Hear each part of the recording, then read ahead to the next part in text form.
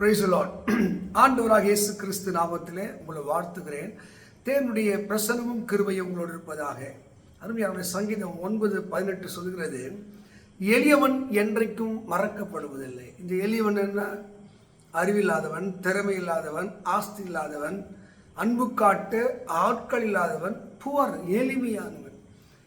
பாருங்க, இதெல்லாம் இல்லை என்று மனிதர்கள் மறந்து விடுகிறார்கள். ஆனால் தேவனோ எளியவன், ஒன்றும் இல்லாதவன், இழிவாய் எண்ணப்படுகிறவன், அற்பமாய் எண்ணப்படுகிறவன், இவனை நான் என்றும் மறக்கப்படுவதில்லை.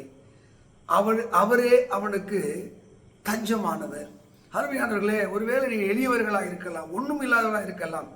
இன்றைக்கு தேவன் உங்களை பார்த்து சொல்லுகிற ஒரு நல்ல அற்புதமான வார்த்தை, நீங்கள் என்னால் மறக்கப்படுவதில்லை, என்றும் நீங்கள் மறக்கப்படுவதில்லை. இந்த உலகத்தில் எத்தனையோ பேர் காசு இல்லை என்றால், பணம் இல்லை என்றால், சொத்து இல்லை என்றால், சுகம் இல்லை என்றால் மறந்து விடுவார்கள். ஆனால் உன்னை என்னை படைத்த இறைவனை நம்பிப்பாருங்கள். அவருக்கு காசு தேவையில்லை, பணம் தேவையில்லை, அவரை நம்புகிற ஒரு இதயம் தேவை. நீங்கள் அவர் நம்பி பாருங்கள், அவர் என்றைக்கும் மறக்கப்படுவதில்லை வாக்கு பண்ணுகிறார். இன்னைக்கு உங்களை ஒரு வேளை மறந்திருக்கலாம், அற்பமாக எண்ணி இருக்கலாம். இன்றைக்கு ஒரு நல்ல செய்தி, எளியவனை அவர் மறக்காத தேவனாக இருக்கிறார். அது மாத்திரம் இல்லை, இதே சங்கீதம் 22-24 படிக்கும் போது, உபத்திரப்பட்டவன், முதல் வந்தவன் எளியவன், இரண்டாவது உபத்திரப்பட்டவன். இனி அநேகர் வாழ்க்கையில் உபத்திரவம், போக வேலையிலே உபத்திரவம், குடும்பத்திலே உபத்திரவம், இன்னைக்கு சரீரத்திலே பல நோயினால் உபத்திரவம், எதிரிகளால் உபத்திரவம். இந்த உபத்திரப்பட்டவன் அவனுடைய உபத்திரவத்தை அவர் அற்பமாய் எண்ணுவதில்லையாம், அருவருக்குவதில்லையா. நமக்கு ஒரு உபத்திரம் வந்தால், நம்மளுடைய கஷ்டம் வந்தால் மனிதன் அங்கே அருவருப்பாக ஒருவேளை உங்களுக்கு உடலில் நோயை வைத்துக் கொள்ளுங்கள். ஜனங்கள் அருவருப்பாக எண்ணுவார்கள், அற்பமாக எண்ணுவார்கள். நீங்கள் இன்னும் கடத்தில் உபத்திரப்பட்டீங்களா, உங்களை அற்பமாக எண்ணுவார்கள். ஆனால் பரிசுத்த வேதத்திலே நம்முடைய தேவன் உபத்திரவப்பட்டவனுடைய உபத்திரவத்தை அவர் அற்பமாய் எண்ணுவதில்லை, அவர் அருவருக்குவதில்லை. அவர் நோக்கி கூப்பிடுவான், அவனுக்கு அவர் உத்தரவு செய்வாரான். நீங்கள் சங்கீதம் 32:6 படிக்கும் போது, மிகுந்த ஜல பிரயாயம் வந்தாலும் அது அவனை அணுகாது. நீங்கள் உபத்திரவ மத்தியிலே வாடுகிறீங்களா? கண்ணீர் மத்தியிலே வாடுகிறீங்களா? நெருக்கத்தின் மத்தியில் வாடு. பைபிளில் பல மனுஷர்கள் உபத்திரத்தோடு வாழ்ந்திருக்கிறார்கள்.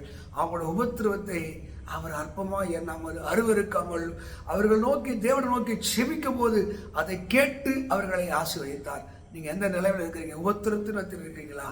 எல்லாரும் மறக்கப்பட்டிருக்கீங்களா? ஒருவேளை நீங்கள் தள்ளப்பட்டிருக்கீங்களா? சங்கீதம் 118:22 சொல்லுது, ஆகாது என்று தள்ளின கல். நிறைய பேர் நம்மளை ரிஜெக்ட் பண்ணிடுவாங்க. எதுவாக இருந்தாலும் இது வேலைக்கு ஆகாது, இது மோசமான ஆள், இவங்க உதவ மாட்டாங்க. ஒருவேளை உங்கள் முகத்தோற்ற, ஒருவேளை உங்கள் குரல் வைத்து, நீங்கள் பிறந்த இடத்தை வைத்து ஒருவேளை உங்களை தள்ளி இருக்கலாம். ஆனால் சங்கீதக்காரன் 118 அங்கே 17 சொல்லுகிறார், அவர் தள்ளப்பட்ட மடங்கடிக்கப்பட்ட எண்ணெயை தூக்கி அவர் உங்களை தூக்குவார். ஆகாது என்று தள்ளினா உங்களை தான் அவர் தேடி வரும்படியாக செய்வார். ஒருவேளை உலகம், மனுஷர்கள் உங்களை ஆகாதவர்கள் என்று தள்ளி இருக்கலாம். இந்த செய்தி உங்கள் வாழ்க்கையை மாற்றட்டும். நீங்கள் ஏதோ என்னை தள்ளிவிட்டார்களே, புறக்கணித்து விட்டார்களே, ஆனால் உங்களை சேர்த்துக் கொள்கிற ஒரு தேவன், வருத்தப்பட்டு பார சுமக்கிறவர்களே, எல்லாரும் என்னிடத்திலே வாருங்கள், நான் உங்களுக்கு இளைப்பாறுதல், நான் உங்களுக்கு ரெஸ்ட் கொடுப்பேன். நீங்கள் கலங்க வேண்டியதில்லை, வேதனைப்படுத்துவதில்லை. அவர் உபத்திரப்பட்ட உபத்திரத்தை அற்பமாக எண்ணுவதில்லை. தள்ளப்பட்டவர்களை தூக்கி நிறுத்துகிற தேவனாக இருக்கிறார். எப்படி இருக்கிறாருமா? ஆகாது என்று தள்ளி இந்த கல்லை தான் அவர் மூளைக்கு தலைகளாய் மாற்றுகிறார்.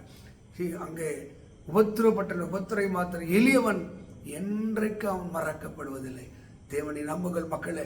இந்த வார்த்தைகளாம் உங்களுக்கு தான். உங்களை நீ எளியவனாக இருக்கலாம், உபத்திரப்பட்டவனாக இருக்கலாம், நீங்கள் தள்ளப்பட்டவனாக இருக்கலாம். நீங்கள் செய்ய வேண்டிய ஒரே தெய்வமே, என் உள்ளத்திலே வாருங்கள், என் கண்ணீரை துடையும் என்று நீங்கள் மன உருகி செவித்து பாருங்கள். பக்தி உள்ளவன் எவன் அவரை நோக்கி விண்ணப்பம் செய்வான். மிகுந்த ஜலப்பிராயம் வந்தாலும் அது அவனை அணுகாது. இந்த வேத சத்தியத்தின்படியே தேவன் உங்களை ஆசிரித்து ஆறுதல் படுத்துவாராக. God bless you. கர்த்தர் உங்களோடு இருப்பாராக. ஆமென், ஆமென்.